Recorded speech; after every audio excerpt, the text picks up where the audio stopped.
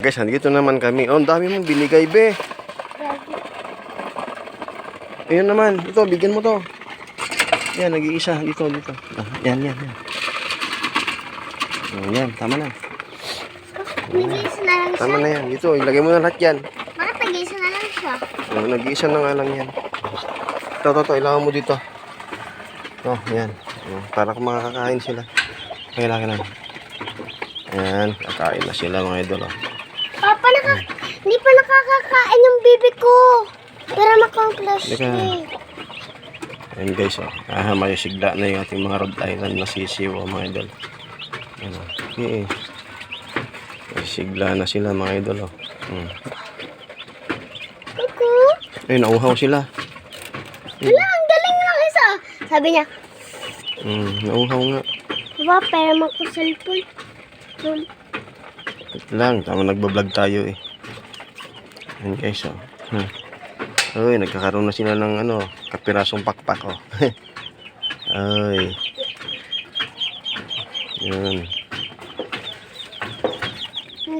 Bakit yung nila? Ito, betrosin nandito. Lagay natin dito. Sayang. Papa. Betrosin yan, be, para sa sipon. Sipon. Sipon ng manok. Pero muna ako yung flashlight. Yan. Inom yan sila. Matamis yun eh.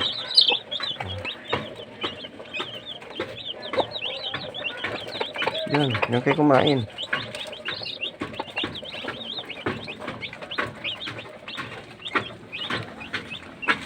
Pero flashlight.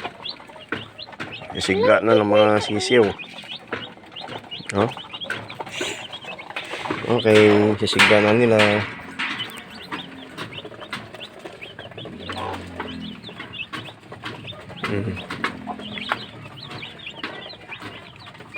Nauhaw yung isa. Ayan. Ay, inom. Ang galing nila uminom. Paano sila umiinom? Mainom sila. Nangyayam mo kasi. Tingnan mo. Paano sila uminom. Pa-triangle yung nila. Paano sila makakainom nga? Gato? Oo. Yung sinusop-sop nila yung tubig. Oo.